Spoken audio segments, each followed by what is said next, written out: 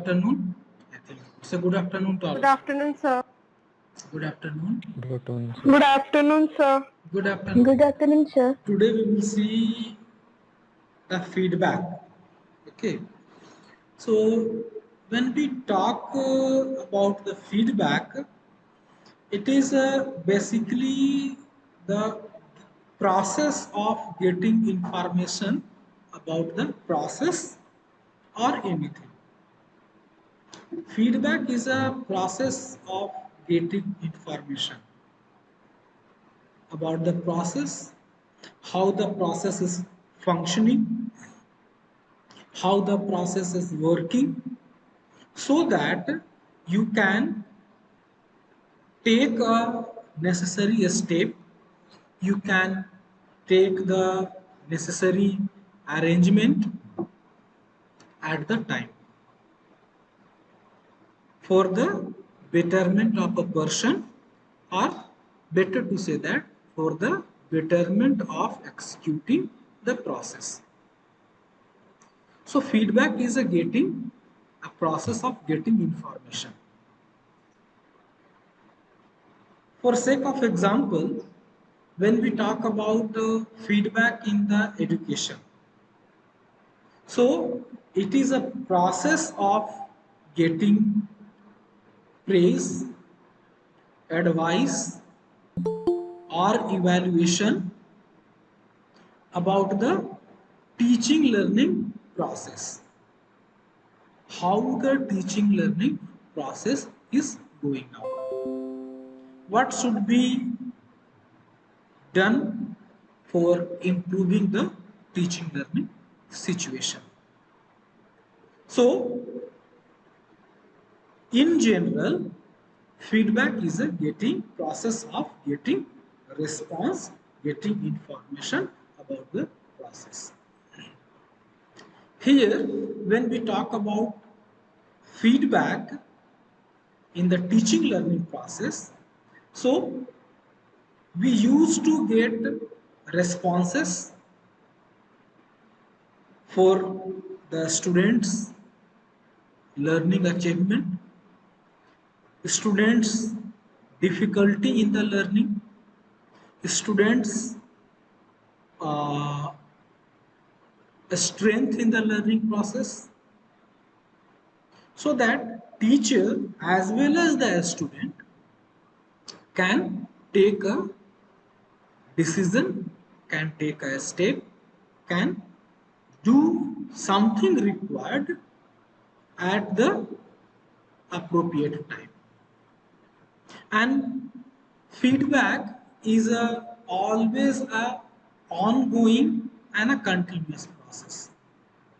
The point of saying that when we are talking about the feedback, you cannot say that this much information, this much comment is a sufficient. We used to identify, we used to communicate feedback, and based upon the identified areas, we used to work some remedial measures for that. For sake of example, if I am getting a feedback that whatever I am teaching is not much helping you to understand the concept, then I have to think of doing some alternate arrangement, alternate work, so that on time the steps may be taken for the betterment of students. In the teaching learning process, we used to treat as one of the essential and the necessary mechanism for delivering a lesson, for making teaching learning process effective. Because unless or until we will not get a feedback from the student, or student will not get a feedback from the teacher, they won't be able to understand that what are the things, what are the area where they need improvement. So feedback is a process of getting the feed in return. In return means you have done the action, and after doing an action you will get that how was your action, so that you can modify, so that you can rectify, so that you can do some changes for getting a better result. Based upon the nature of a feedback, feedback can be of a variety of type. The one type of a feedback is the intrinsic and the extrinsic feedback. This is the feedback type of the feedback based upon from where you are getting feedback. From where you are getting feedback. For sake of example, when you are learning, isn't it? When you are performing some work, when you are doing something, then based on your assumptions, your evaluation, your objective aim and objective of work, you try to evaluate it constantly, and you find that it is not going in that way in which it was supposed. This type of a feedback is known as a intrinsic feedback. Means this type of a feedback person used to get by themselves. For sake of example, you are trying to develop a lesson plan. You have developed a lesson plan, and while developing a lesson plan, you found that the lesson plan is not going in the way it should go or the way you have thought of. So you identified that it is not going in that way, and then you are trying to rectify. This type of a feedback is known as an intrinsic feedback. Or suppose that you are riding a bicycle and you are identifying that the bicycle is not moving the way it should move. There is some malfunctioning in the bicycle, or you are not able to drive a bicycle in a something some places if the road is not good. So you thought of that you should back from the bicycle and you should pull the bicycle. So this type of a feedback from where you are going, no one is saying you, no one is telling you, but you are identifying and getting a feedback from your own act.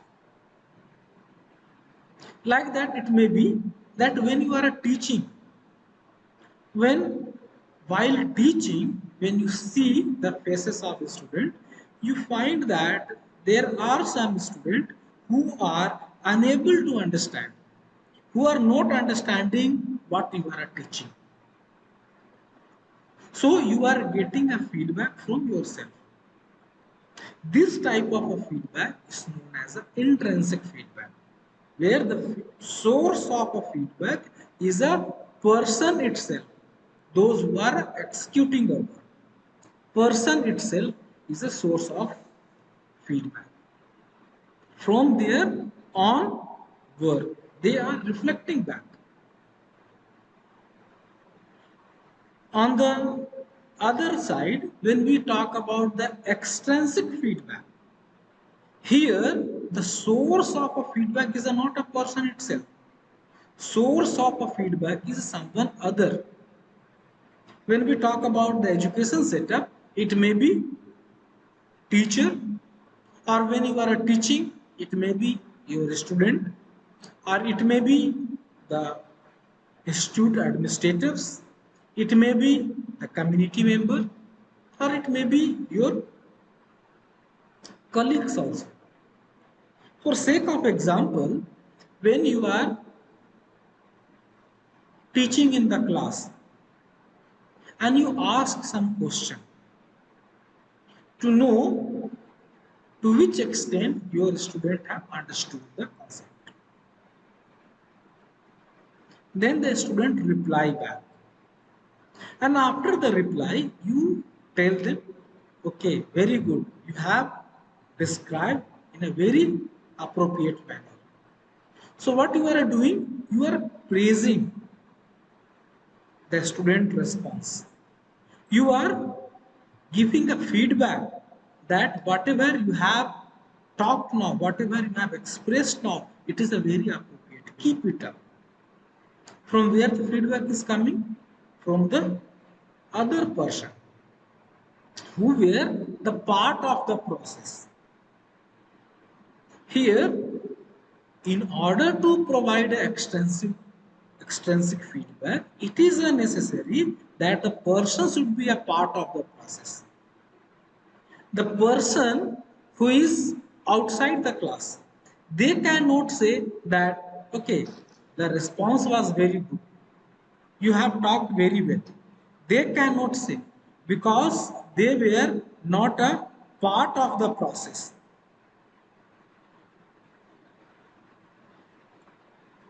So they cannot judge, isn't it? So, for another example, you can also think like that you are doing some innovation, and by seeing your innovation, community member or a school administrator, they are praising that yes, excellent sir, you have done a very good job. So, from where the feedback is coming? From other person, but they are a part of a process. See, when we talk about the teaching learning process, community member and the school administrators both are a part of a process.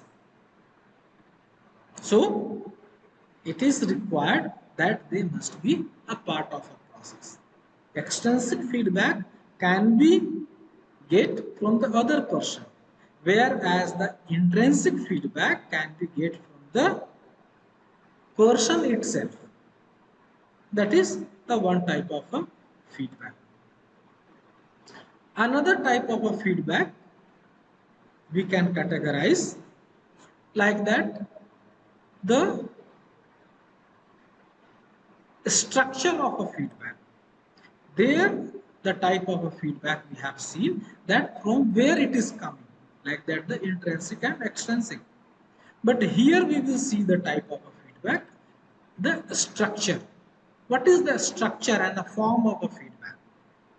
Like that, we may provide positive feedback to praise that you have done an excellent job. You are very good. Keep it up. These are the positive feedbacks to praise the person. Whereas we can also provide a negative feedback to take their attention where they require improvement. The area which require improvement. Like that, yes, you have tried well in the well manner. However, it requires this attention in order to make it more effective.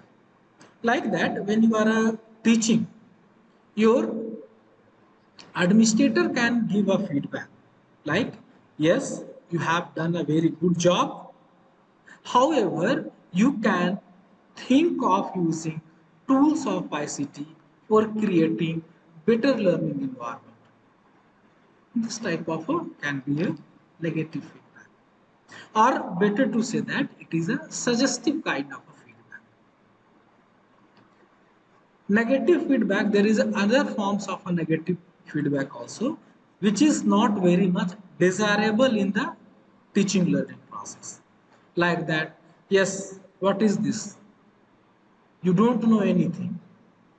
You don't understand anything.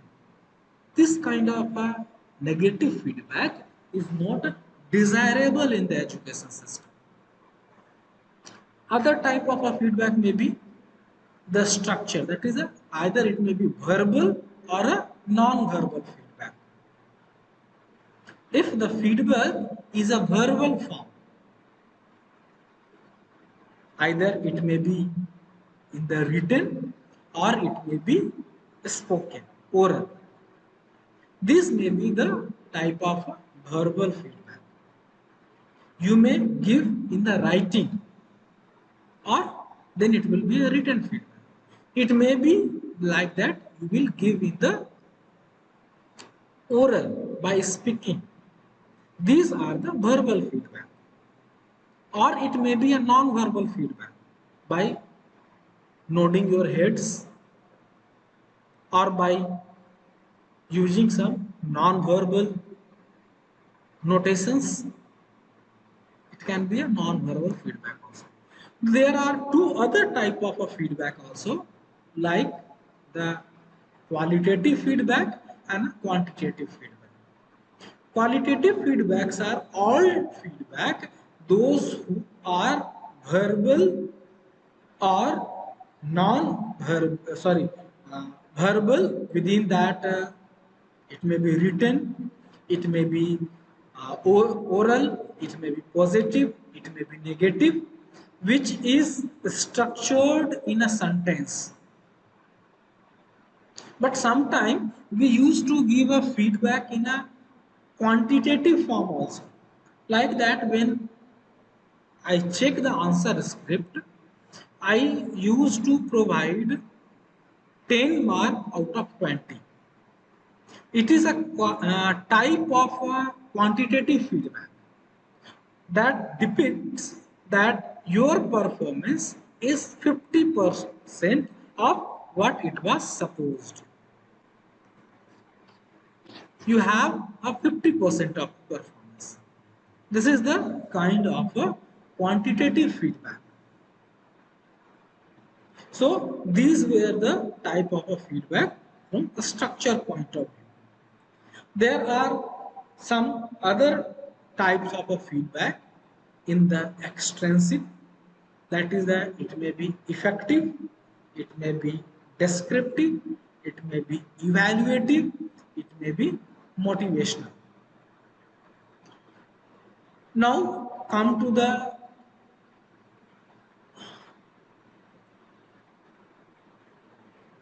uh, motivational feedback. Motivational feedback is a type of a feedback which is to motivate the process, the person who are doing the process, to motivate them, to encourage them, to make them feel good, feel that whatever they are doing, that is the worthy, to praise the person. Or here when we talk about the teaching learning process, here the motivational feedback is provided to praise the learner.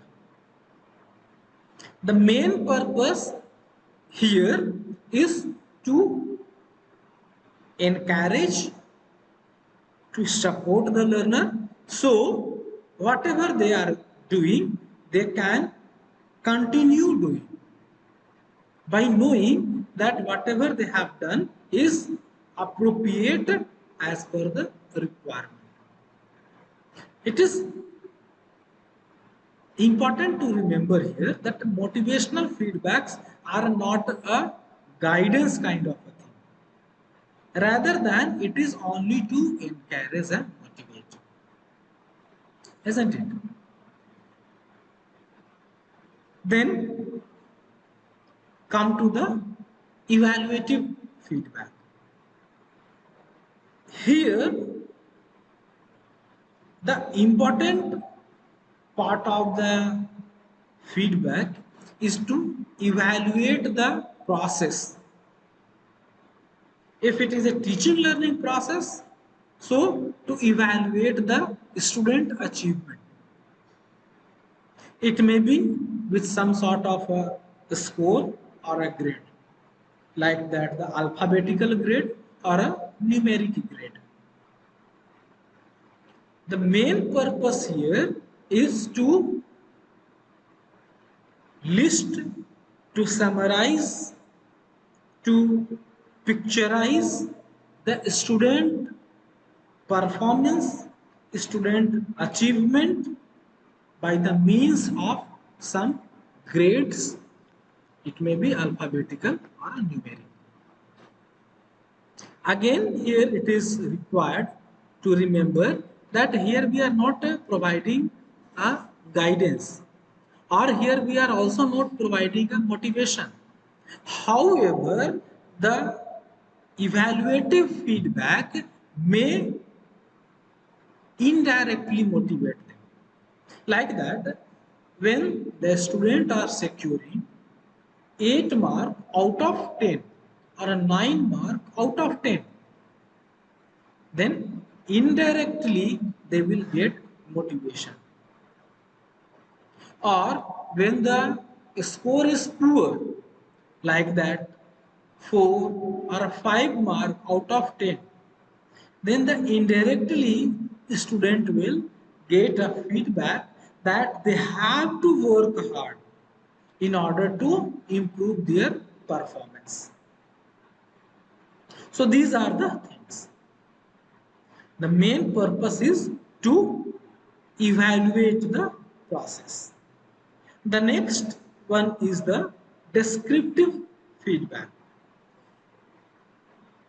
The descriptive feedback is a process of giving feedback where the feedback is given in detail.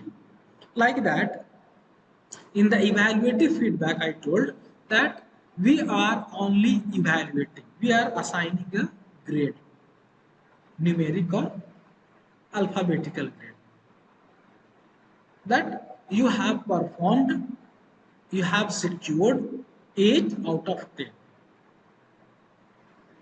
or 4 out of 10. But this type of a feedback does not provides feedback in detail. So in the descriptive feedback, rather than using a numbers or a letters, we can write that these are the area which requires your attention. These are the area where you can improve. These are the things that you should take care in order to improve. Or if it is the performance is very good, you can write that you have done this, that was very good. However, these things may be done to improve further. Okay, then the next type of a feedback is the effective feedback. The main goal of a effective feedback is to internalize, to recognize, to understand the feedback on the part of a student. That what kind of a work is necessary in order to improve. And here we used to suggest some strategy that you may use these strategies in order to improve your performance. You may use this type of work to further improve your performance in the learning. Here we used to suggest their strength and the limitations. So this is the type of effective feedback. When we talk about this all type of feedback, 2 3 things are very much necessary. The first thing is that while giving the feedback, uh, structure of a sentence should be very polite and appropriate. It should not hurt anyone. Like that, when a student is not performing well, we cannot say, hey, क्या करता है तुम? You don't know anything. No, because it may hurt the sentiment. And the purpose of a feedback is not to hurt anyone. Rather than the purpose of a feedback is to help the student to improve the situation. So we should use a polite way. It the purpose should to inform the performance and how to improve it, not to judge. It should not be a judgmental, rather than it should be a prescriptive. It should be a descriptive to support the student. When we talk especially the feedback in the teaching learning process, it should not be a judgmental. We should not judge on the basis of a performance and the feedback out of the performance that someone don't know. And we should not have prejudice that this student don't know anything, this student know everything. We should not be a judgmental, rather than we should only use for the purpose of improving a situation. Okay, so I think Yes, sir. if you have any kind of a question or a clarification, we can take now. Then we will move towards the further component of a feedback. Yes, please. Any? Sir, written feedback Hmm. Yes, please. is a type of non-verbal feedback. Now, written feedback is a kind of a verbal feedback. When we will say the verbal feedback, within the verbal feedback, written and oral feedback will come. It's under the verbal feedback. Okay, sir. Then anybody else? So shall I move towards the next component? Yes, sir. Okay. Yes, sir. Yes, sir. Okay. Okay. So the next thing comes that who can provide feedback in the education system or in the teaching learning process? Who can provide a feedback? Here I have listed all the possible sources of a feedback. One possible source I have not listed, that is the intrinsic feedback. The one source of a feedback can be a person itself. Like that, when you are doing a work, when you are teaching, or when you are performing, discharging any kind of work, you can be also a very rich source of a feedback. While doing, you can get a reflection that what was your objective and to which level, to which extent you are able to fulfill those objectives. So that a person itself can be a rich source of feedback. Another source of a feedback can be a course teacher. The teacher who is a teaching, they can understand the learner that who is better in what and what type of a strategy will suit the student, what kind of a strength the student is having, and what kind of a area, what type of area is there where there is a requirement of improvement. So a teacher can be a very rich source of a feedback. Even the peer groups, when we talk about the student, peer members means their friends, their classmates can also be a very good source of feedback, because apart from the teacher, it is a student's own friends, their peer member who understands the learner better, because they spend a lot of time with each other. And since they spend a lot of time with each other, that's why a peer member can provide a very good feedback, very rich feedback, because they know about the learner, their interest, the area which requires attention, improvement for them. So the peer member can also be a very good source of feedback. Even the school administration can also provide a feedback related to some activities going on in the institution. They cannot directly provide a feedback to the learner because they are directly not related to the learner, but they can provide a feedback to the teaching, non-teaching staff, and they can also provide a feedback to the teaching strategy adapted by the teachers. And obviously in turn it will affect the teaching learning process in the school.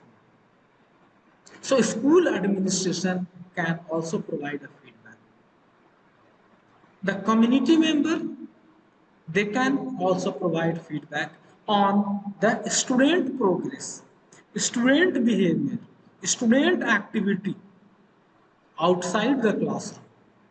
Because outside the classroom it may not be feasible, and in fact it will be impossible for teacher to monitor them.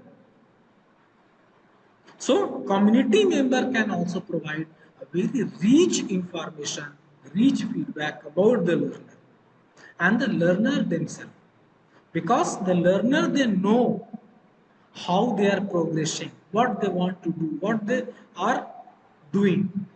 So the learner themselves also provide a very good feedback. Here are the some of the characteristics of constructive feedback. Some of the characteristics I was discussing previously also, that the feedback should not be judgmental. It should be non-judgmental. We should not judge on the basis of a feedback. And it should be very specific, not a general. Like that, it should not be like that your performance in some activity, XYZ activity, is very poor. Rather than it should be a very specific, that why your performance is poor and how you can improve it. General feedback should not be there. It should be very specific. If it is a specific, then only it will help the student to improve it. If I will say that your performance is very poor, then how they will get opportunity to improve it? They won't get opportunity. So I am not helping them, rather than I am criticizing them that your performance is not up to the mark or it is a poor. So it should be specific rather than a general. Again, one thing like that I was saying, that it should not be a judgmental. So the feedback should be focused on the behavior rather than a person. Because when we are focusing on a person, then it will become a judgmental. I will be prejudiced that some person is a good and some person is a bad. It should be focused, and it should be focused to the behavior. If I am talking about the performance in the some games, so it should be focused in their performance in the games, not as a person. It should be also as per the need of a receiver, and it should be directed towards the changeable behavior. Suppose that the performance of some student in a game and a sport is not very good. It may be like that the person is not interested in some specific game. So, in that way, whatever the feedback that we will give, it not be good. It should be timely also. Like that, if I am talking about games and sport, so it should be at that time. If the whole games and sports session will be over, then what will be the importance of the feedback? Because the student will not get a chance to improve it.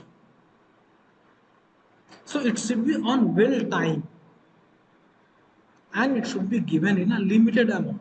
It should not be like a one page or a two page, because when we will try to find out, so many things we can find out. But we have to think that what are essential and what is required at that time.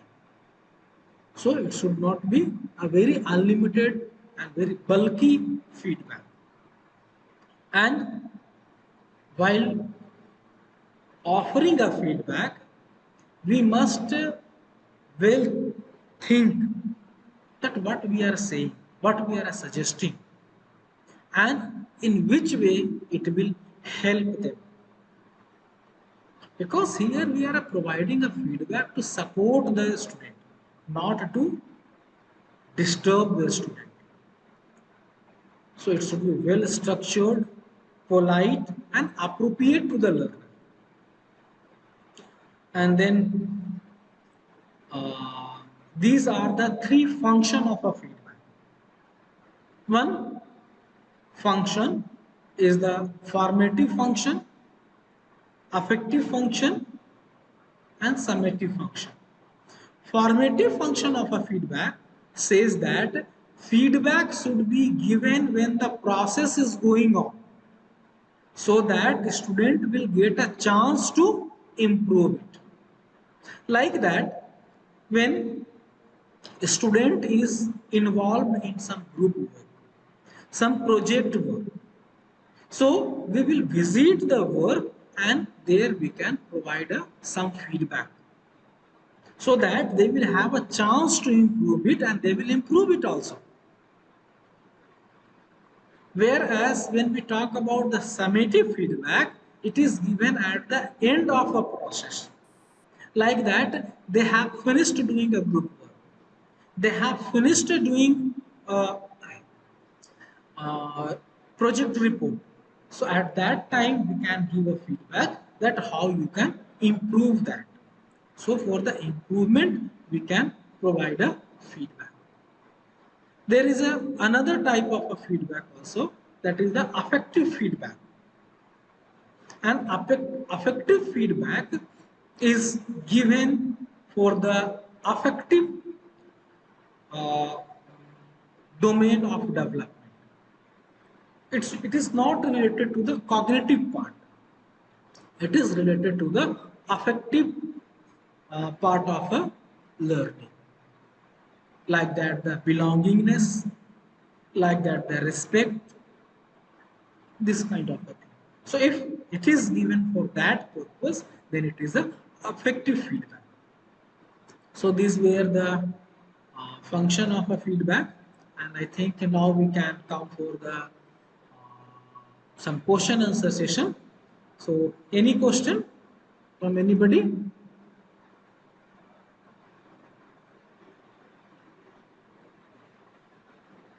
Any question for clarification? Hello, are you getting me? Yes, sir. Yes, sir.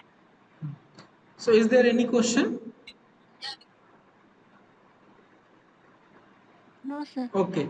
So if there is no question, it's already 1:22. Yes, someone want to say something? Aishwarya?